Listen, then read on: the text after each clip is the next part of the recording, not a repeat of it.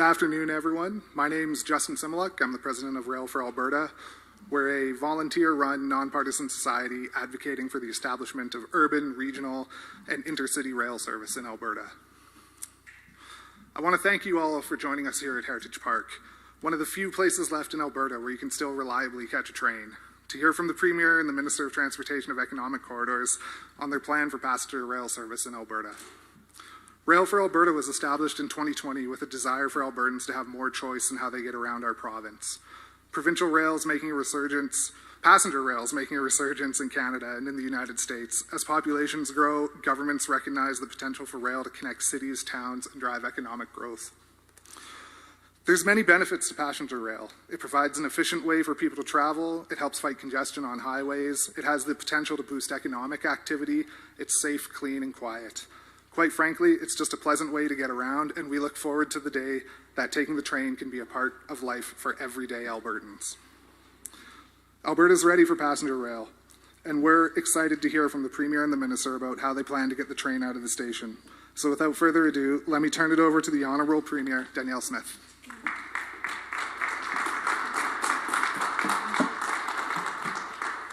Thank you for that introduction, and good morning, everyone. Thank you for joining us today. I know that we've got some ministers as well as MLAs in attendance. Minister Mickey Amory, I think I just saw Minister Matt Jones come in the door, MLA Andrew Boychenko, MLA Grant Hunter, MLA Brendan Lunty, MLA Garth Rosewell, Minister R.J. Sigurdsson, and I think I saw MLA Eric Bouchard also come through the door. Thank you all for being here. I'm also pleased to be joined here with Devin Dreeshen, Alberta's Minister of Transportation and Economic Corridors, as well as Chris Dinsdale, the President and CEO of the Calgary Airport Authority, and Justin Similuk, who is President of the Rail for Alberta Society. Today, we're in one of Calgary's landmarks, Heritage Park, a monument to the past, to talk about the future.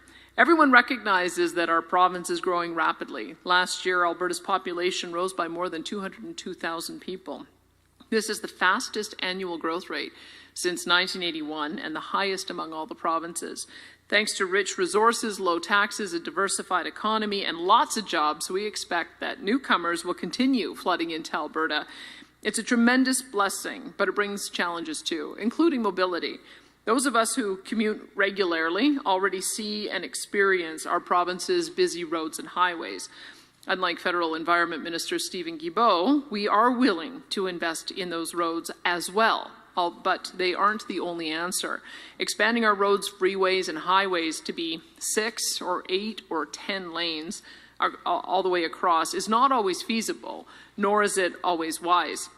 In addition to our extensive road system, a more densely populated province will need a mobility system that supports our growing population with a fast, safe, and reliable choice of transportation that also meets our goals of reducing emissions. I'm happy to announce that Alberta's government is moving forward with a passenger rail master plan to prepare the ground for such a system and connect Albertans better than ever before. Rail system networks are a reliable fact of life in Eastern Canada and the United States and all across Europe, moving people easily, quickly, and safely around their busiest municipal hubs. And yet here in Alberta, we've been behind for decades. Edmonton and Calgary have been building out and growing their municipal LRT systems, which enable residents to move easily to get across town, but there's still gaps that exist. And that biggest gap is that neither city has a line to connect residents and tourists to either the Calgary or Edmonton international airports from the downtown. That's why Budget 2024 includes funding for an airport connector to Calgary. But just looking at commuter rail within our biggest cities is too small a vision for us. We want to connect more than just neighborhoods. We have a bigger, bolder vision. We want to build stronger connections along Alberta's busiest corridor and to Alberta's top tourist destination. I mentioned the lack of rail connections to Alberta's 2 primary airports from the downtown core, but we're looking into more than that. We don't want to leave those in surrounding communities on the outside of these mobility solutions. Consider Calgary, where many hardworking Albertans commute daily from nearby communities like Airdrie and Okotoks. Anyone who makes that daily commute or is traveling at the same time as the hundreds making that commute know that resulting traffic jams and backlogs only serve to add more stress to a day before it has even begun. And that doesn't need to be the case. We see the value in a commuter passenger line that connects folks in those communities to the Calgary airport and then on to the downtown core, in the case of Airdrie, for a more streamlined and relaxed commute. And we believe that a solution like that will also work in Edmonton and the entire capital region. That is the starting point. But we also want to open up direct access to our breathtaking and adventure-rich national parks. We are a growing visitor economy. And as our Minister of Tourism and Sport, Joseph Scow, has mentioned a lot recently, our tourism industry has more than recovered from the pandemic. Tourism spending is significantly higher than it was in 2019. But again, we have a vision for an even stronger, bigger tourism industry. And our efforts to grow the visitor economy in our province will be helped by developing a passenger rail line from Calgary to the heart of our national parks. We know that passenger rail lines through the mountains are very popular and provide passengers with views and experiences they cannot duplicate in a car or truck or bus or plane. But right now, those experiences end in Banff and Jasper without regular and simple connections to our major cities. There's an opportunity here that we would be foolish to disregard. Another opportunity should not be cast aside is that of a high-speed passenger rail line connecting Edmonton and Calgary with a stopover in the midpoint in Red Deer. Passenger rail between these three cities offers more opportunity, not just for visitors to our province and those looking to visit family and friends. It is an opportunity for business people who want to work the convenience of a quick trip, the ability to get work done on the way, and the possibility of avoiding lengthy airport security processes. Not to mention, I've already challenged Red Deer to look at becoming our next million-person city. And so a great new way for us to grow out the affordable housing in central Alberta. This is all part of our 15-year plan. This is a vision for the future. In Alberta, we have never been content with small dreams. We have long been known as a province of innovators and entrepreneurs for a reason, and today's no different. We are still a province of innovators, entrepreneurs, and visionaries. It's true in our energy industry, in our technology and innovation industry, in our film and television industry, and now it's also true in our transportation industry. Minister Dreeshen and his team have been relentlessly pursuing the information and partnerships needed to make this vision a reality. Nothing about this plan is going to be unilateral. It will take shape only after consultations with municipalities, with industry, with Indigenous communities, and all Albertans interested in the future of passenger rail. A large and efficient passenger rail network stretching across the province has incredible potential. It will improve daily life and work, boost the economy, and take away the stress of long-distance travel. The system will be transformative if it is planned and built with care and with foresight. And now I will turn it over to Minister Devin Dreeshen to tell you more.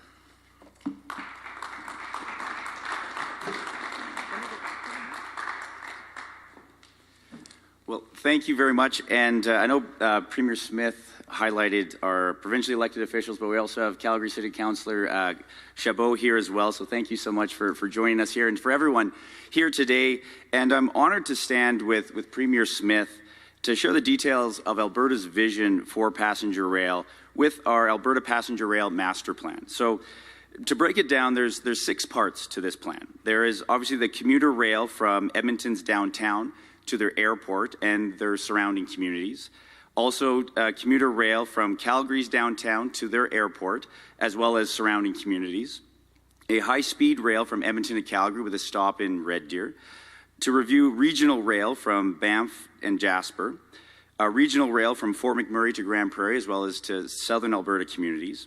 And essentially a rail hub, which will connect the existing LRTs that are in Edmonton and Calgary and every single aspect to this entire network. So the vision includes a province-led agency with a mandate to develop the infrastructure and oversee the daily operations, fare collection and booking system, maintenance and planning for future expansion.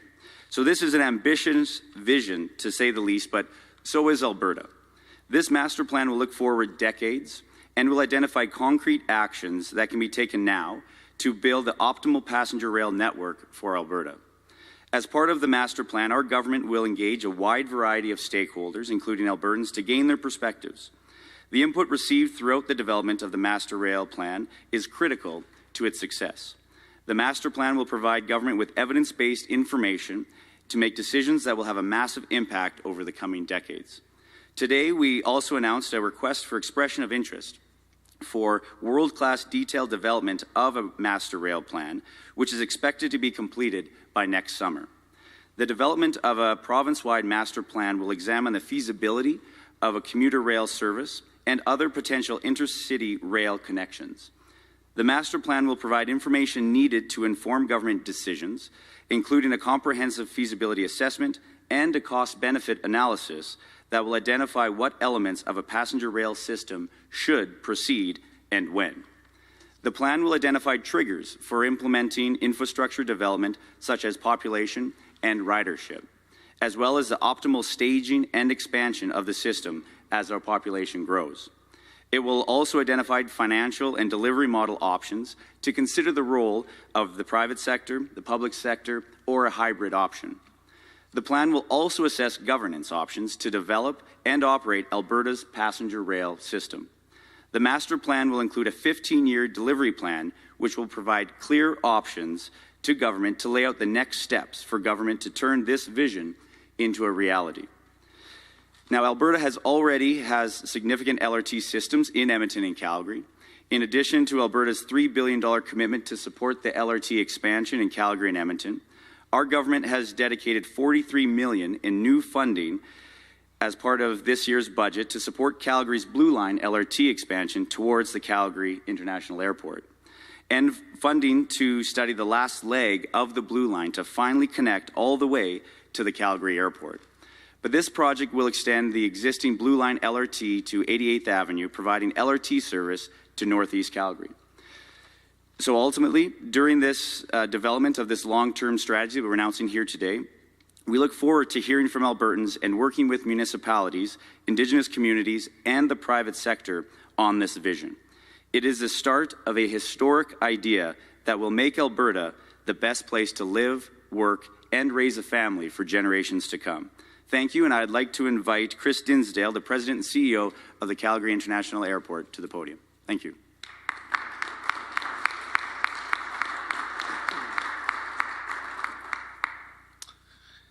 Thank you, Minister Dreeshen, and good afternoon, everyone.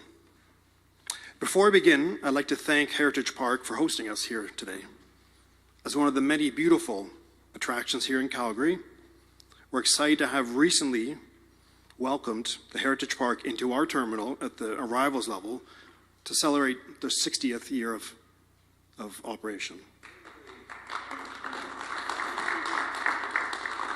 On the theme of partnership, I'd like to thank Premier Smith and also Minister Dreeshen for the continued dedication and partnership as we work together to advance our amazing region and province. As you know and feel, Calgary and the province of Alberta is experiencing tremendous growth. Families are moving here, businesses are starting here, and in the case of YYC, tourists are visiting here. This is evident in our record-breaking passenger numbers of 18.5 million in 2023, and is seen in our growth models as we look forward through the years to come. Well, growth like this we are experiencing is a testament to the hard work that the province has done to attract business, new residents, and tourists. It also brings a great need for transportation solutions. That's why I'm proud to be here today to support the province of Alberta as they aim to further identify rail solutions that will meet the needs of our growing province. From an airport perspective, rail would dramatically alter how transportation to and from our beautiful cities and regions enables travelers to experience our province. This is undoubtedly something that will impact many, many stakeholders. And that's why plans like this are vital to ensuring that infrastructure is built and built right and done with all the stakeholders in mind.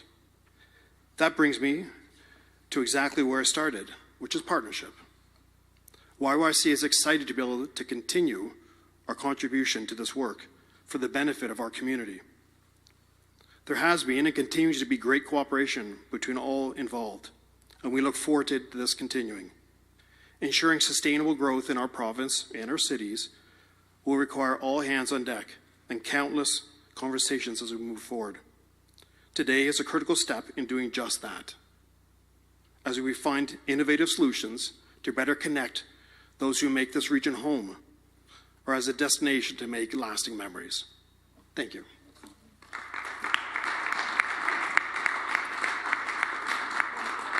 We'll now enter the media Q&A portion of this announcement. We'll start off here with questions in the room, and then we'll make our way to the phones. We'll be going with one question, one follow-up today, and please state your name and outlet before asking your questions.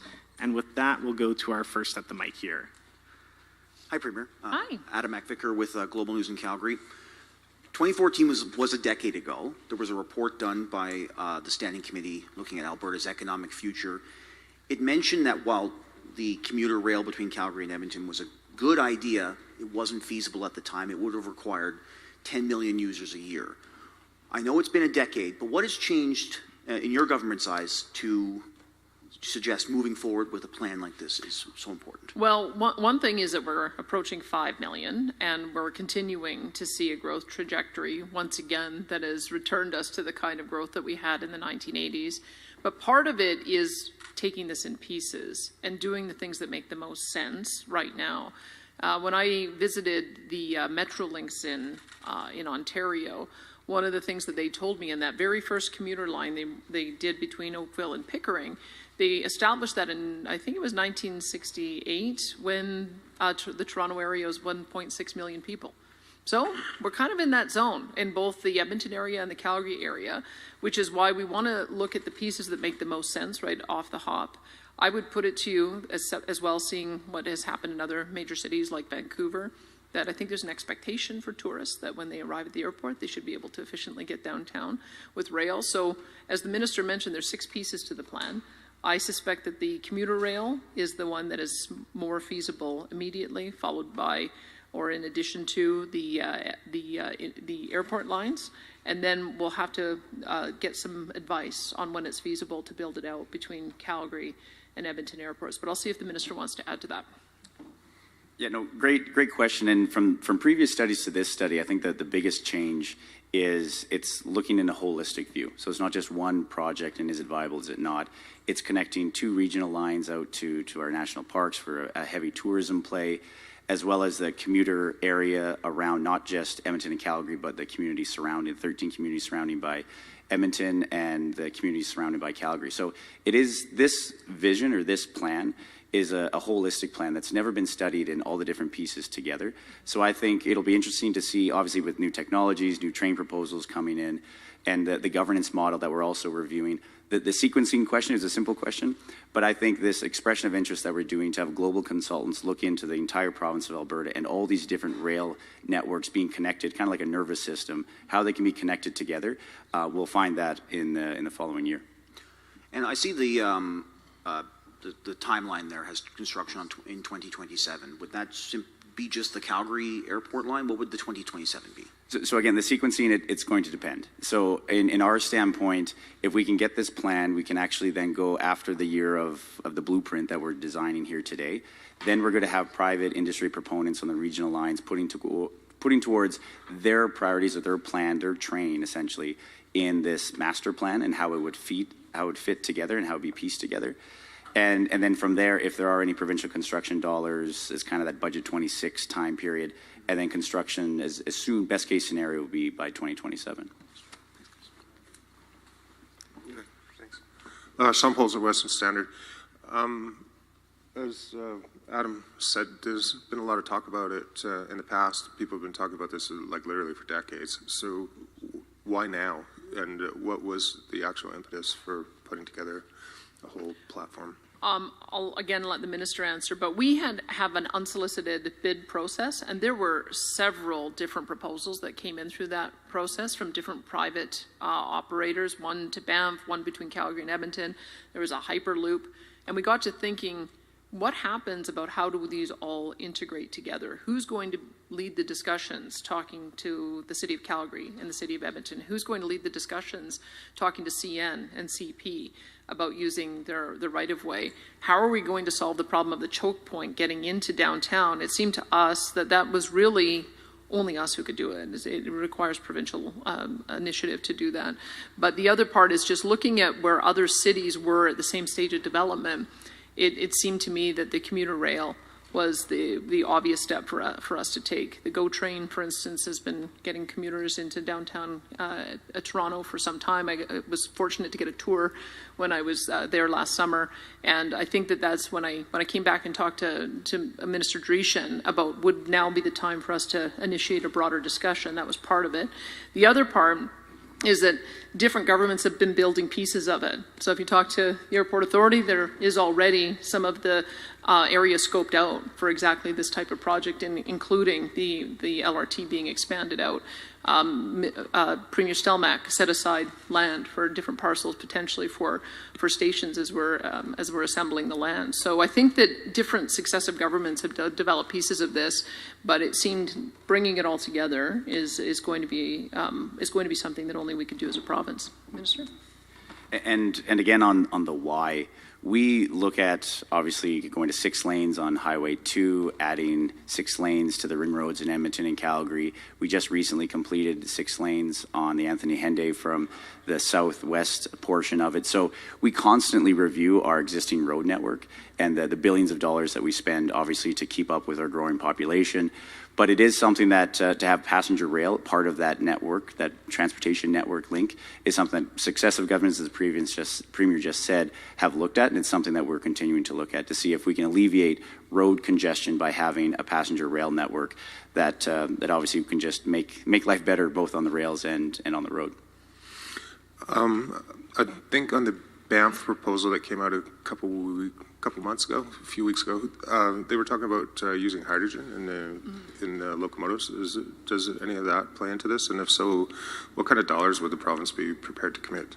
Well, I sure hope so, because we've already committed dollars to build the hydrogen engine for CP, which I had the pleasure of being on a train on Friday where they brought out all the different iterations of their engine models. So they had the steam engine with 3,800 horsepower, 2 diesel engines, 2,000 horsepower each, and their hydrogen engine has 3,000 horsepower. Their next iteration, they intend to build one that's 4,000 horsepower. So I think that we've already, in partnership with them, proved out that hydrogen works for freight, and then being able to showcase that ideally in a passenger rail service, I think that would be absolutely optimal for projecting to the world the kind of image that we want people to see Alberta, that we're at the forefront of technology, that we're continuing to invest in cleaner and cleaner fuels, and that we're also going to be building a network that is going to not only serve the local passenger traffic, but also tourism. Did you want to comment, Minister? Because it's in your writing, right? That's a very good segue.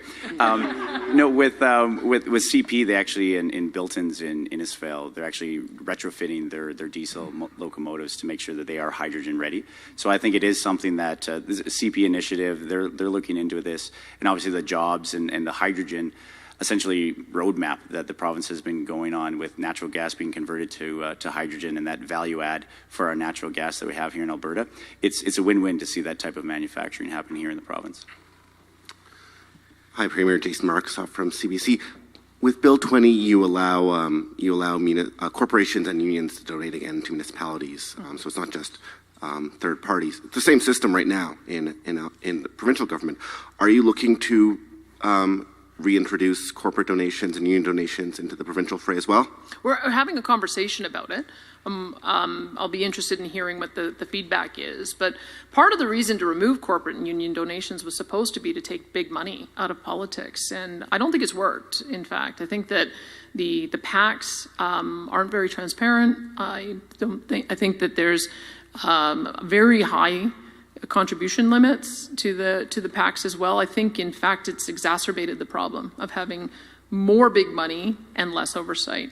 And so we are trying to build the right balance in being able to have all parties participate, and we'll see how that goes with the municipal elections. But I would say that the experiment of PACs hasn't been overwhelmingly successful if you wanted to take big money out of politics. Bill 20 would also have allowed you to come in and quash municipal bylaws on plastic bans, and you've been very critical of those. Would you have used that power to quash those bylaws if you had the power? Well, I can tell you where we have had to step in just recently. We stepped in to indicate to the City of Calgary that the way they charge their local access fees is out of step with the way we regulate every other municipality, and so we've created legislation to be able to correct that. If the power existed in the Municipal Government Act, we might have been able to address that earlier. I would also say that we have used that power before when it came to masking mandates. We'd gone in a different direction when it came to masking, and the City of Edmonton wanted to maintain it, and so we also did pass legislation in order to create a different approach. So I would say that we have already had that ability. We would use it very sparingly.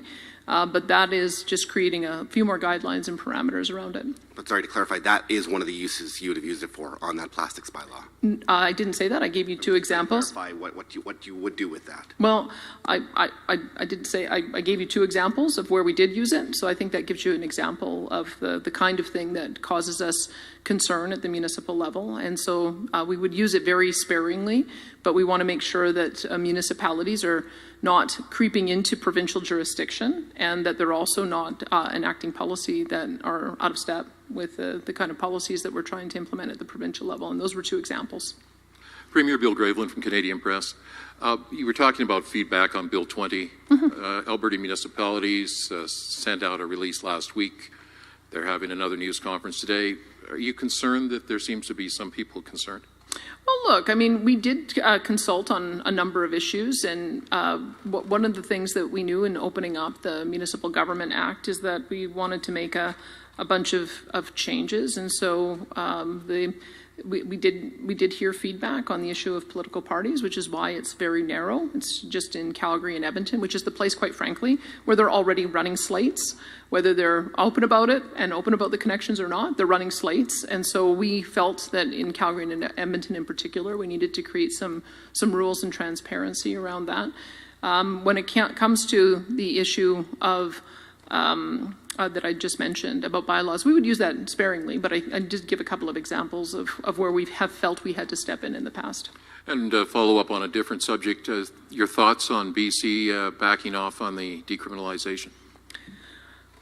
Well, I think it's unfortunate that it had to come to the point that it did for them to realize that it had gone too far.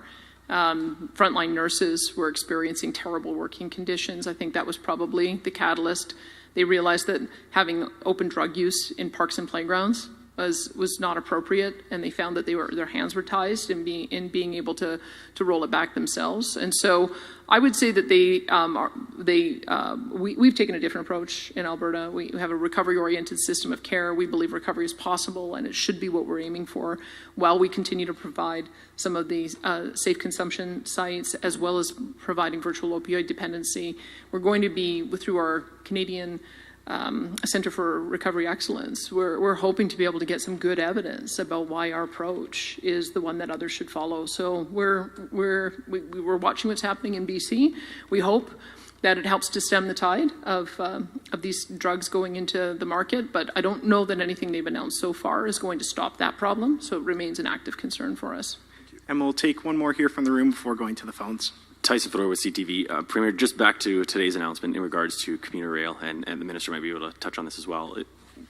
We've heard, as Adam mentioned off the top, a lot of ideas over the last 10 years. We've seen a lot of private companies get involved to try to look at this as well. When you talk about the list in order of what you want to see commuter rail being maybe the most feasible at this point, what does that look like? And when we get to maybe a finish line, what are we looking at for costs when it comes to someone wanting to take that train? Well, I would say that the starting point for me is looking at Union Station in Toronto. And if anyone has been to Union Station, that you might want to just get some viz so that you can see what the vision has been there, looking at a commuter rail and passenger rail system that has developed out over now probably 50 years. And so part of it involves the GO train. Part of it involves a Via Rail service, which is their transnational rail line. Part of it involves integration with the subway system. And part of it involves bus routes so that small communities can be served by bus. And it is all integrated in a single entity where people can go in, their shopping centers, and it's kind of a gathering point. That is, I think, to understand why it is we felt we needed to step in and create a master plan, is that collection point, that central station, is something I think only we can do, because there's just so many different players that have to be involved in that. And if we can begin with working on some of the easier parts, I mean, I think the airport line is probably the easiest one to do, since so much of it has already been scoped out. And then the feasibility plan will tell us how to stage the rest of it. Let me hand it over to Mr. Dreeshen. Yeah, no, I would say obviously when the existing LRT networks that we have in the province, obviously they're municipally led with Edmonton and Calgary.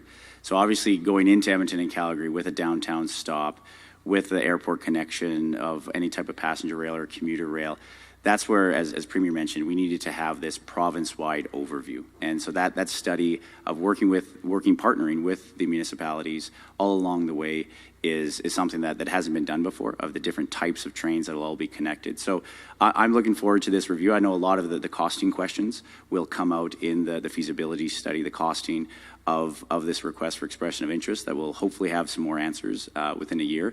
And then again, that will set the groundwork for any private sector component, any regional rail proponent wanting to set up shop here in Alberta. They'll at least know the rules of the game, and then we'll be able to start connecting these pieces together.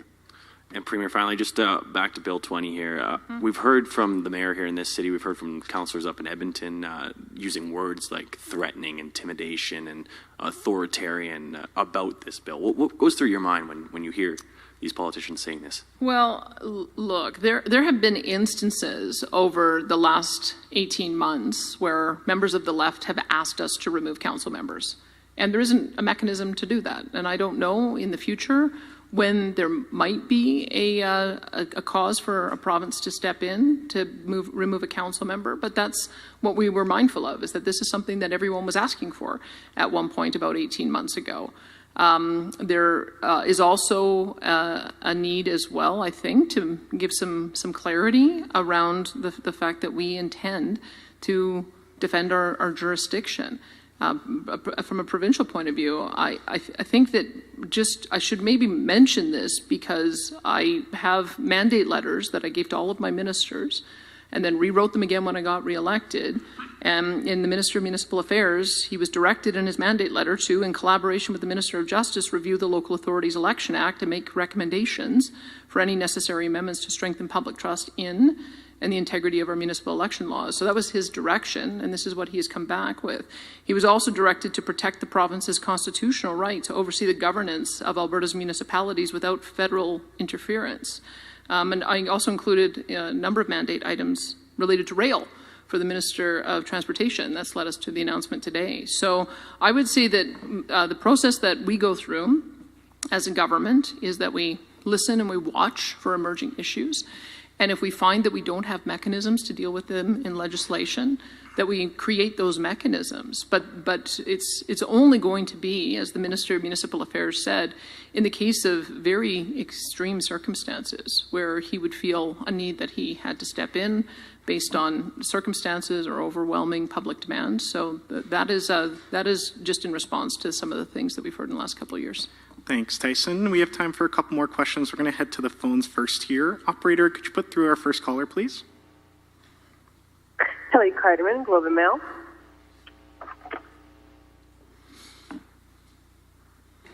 Hi there. Thank you for taking my question. On Bill 20, just to follow up, the concern that municipalities have expressed about the reach of the bill, it reminds me of the concern that you have expressed about federal reach, including when we're talking about electricity regulations. The federal government has it in their law that someone could go to jail if they breach the clean electricity regulations. They've said we'll never do that. How are municipalities to know that this will only be used in the most extreme of circumstances? Well, I would say that we're in a bit of a different situation because the Constitution of our country recognizes two orders of government, the federal government and the provincial government, as well as recognizing Indigenous governments. But they have said that municipalities get their legislated authority from the provincial level of government. what we've observed is that the federal government is attempting to do a variety of workarounds to get their agenda passed, which may be in conflict to what it is that we want to do as a province. And so we are taking every mechanism that we need to make sure that we're asserting that the federal government has to talk with us when it comes to supporting municipalities or talking about policy change in municipalities. That's what also Bill 18 was about. So I would just say they're sort of different mandates. In fact, that the Constitution doesn't have a specific constitutional mandate for municipalities other than to say they're the responsibility of the province. And did you have a follow-up, Kelly? I did, thank you. And on the announcement today, Premier, much of your political career has been about fiscal responsibility. We are talking about projects here that will cost billions of dollars, if not tens of billions of dollars. What are you going to do to ensure that this agency doesn't get itself involved in contracts that will later be called boondoggles or lead to budget increases that won't be tenable years from now? Well, I think this is a part of the reason why we're doing a feasibility plan. We know that some infrastructure is very expensive. Just look at the LRT line for the Green Line, which is, I think, gone to $10 billion, and it's only half of how it was scoped. And so we understand that these kinds of projects are very capital intensive, and that it requires coordination. But the other side of it is how many billions of dollars would we spend if we had to create 6 and 8 and 10 lane highways along these routes that we're proposing. So that'll be scoped out with the feasibility study so that we have an understanding of what we would be in for. Plus, we want to leverage our private sector partners as much as we possibly can. If we can create a provincial initiative that will solve some of the choke points coming into the downtowns, as well as solving the issue of a station, and then it allows for them to be able to use our infrastructure so that they can run a line, then I think that we can have a good partnership where we can help defray the cost. Let me turn it over to Minister Dreeshen. The Premier nailed it on the feasibility study will obviously be the critical point in a cost-benefit analysis.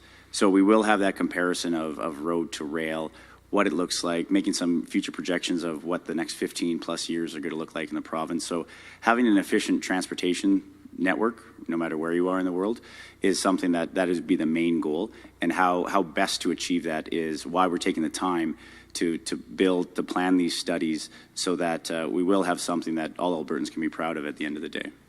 Thanks, Kelly. Operator, could you put through our next caller, please? Rick Bell, Post Media.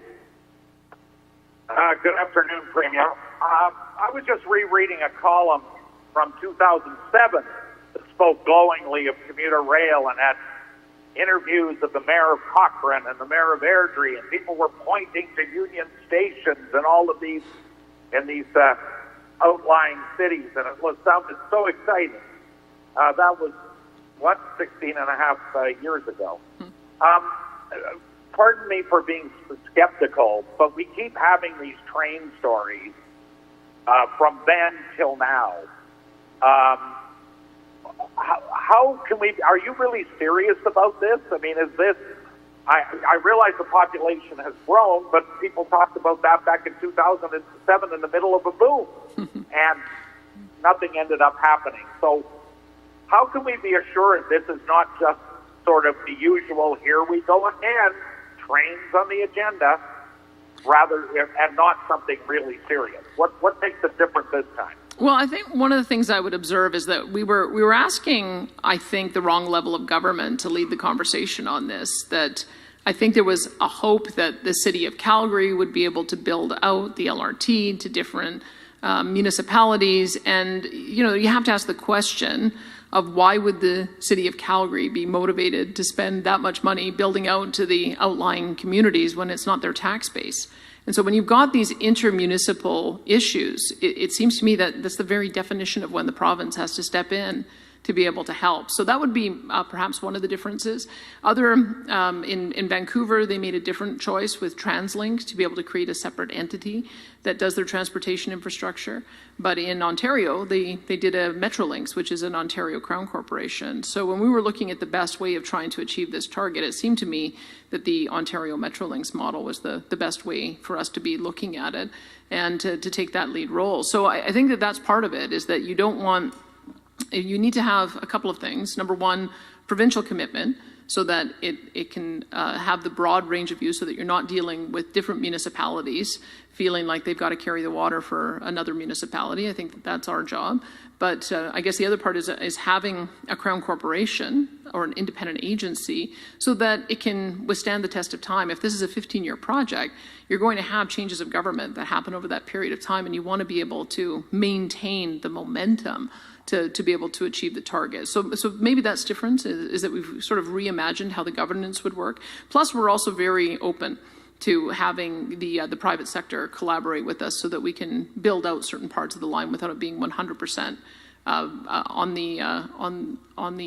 the public sector tax dollar. Let me turn it over to Dreeshen to see if he has anything else. Sure. I'd just say, Rick, on the seriousness, we are serious. The Premier put in my mandate letter, and in my department, Transportation Economic Corridors, we're planning. We're thinking about it. I think it would be very easy just to throw money at a proponent that walks by and says, okay, let's start building trains in Alberta.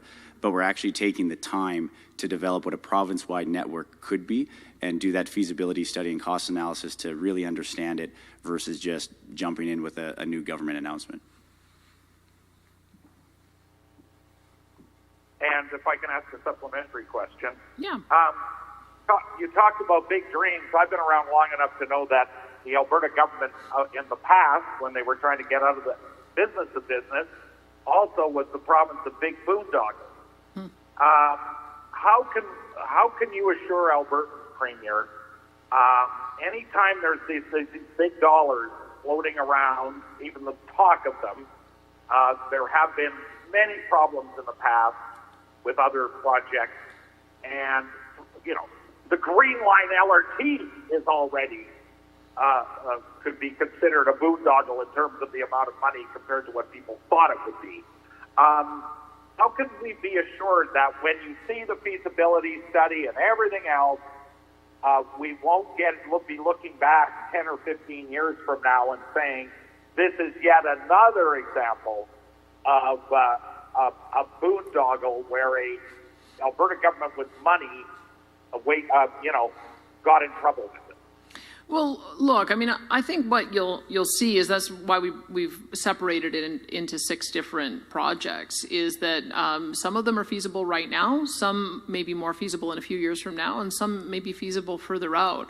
And I think that's the difference, is that you've got to do what makes sense based on our current population. Look, I look at transportation infrastructure as being core government business. This is why people elect governments, is to do the things that they can't do in the private sector. And that includes building massive new infrastructure that connects cities and requires this kind of major investment in order to be able to alleviate the commuter traffic, be able to promote tourism, be able to increase the business travel. This is all essential work that government does. I mean, we have a $8 billion a year capital budget.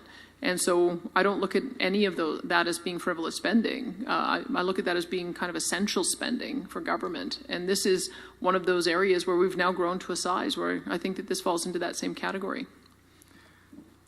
Yeah, I'd hate to speculate on boondoggles, but I think maybe back in the 50s when the social creditors were talking about a ring road around Calgary, people might have thrown out that B word. And also when Lougheed actually started buying up the land for the ring road, it took a long time to see large infrastructure projects actually pay back and have dividends and actually build out a province that is world-class and people can move around efficiently. So I know it is a big, long, many decade-long vision that we're looking at here, but it is something when it talks to transportation infrastructure, not just because I'm the transportation minister, but we spend $3.3 billion a year in roads, bridges, and trying to find ways to best move people around this great province, and it's something that we'll continue to do. Thank you, Rick, and that's all the time we have for questions today. Thank you, everybody, for joining us.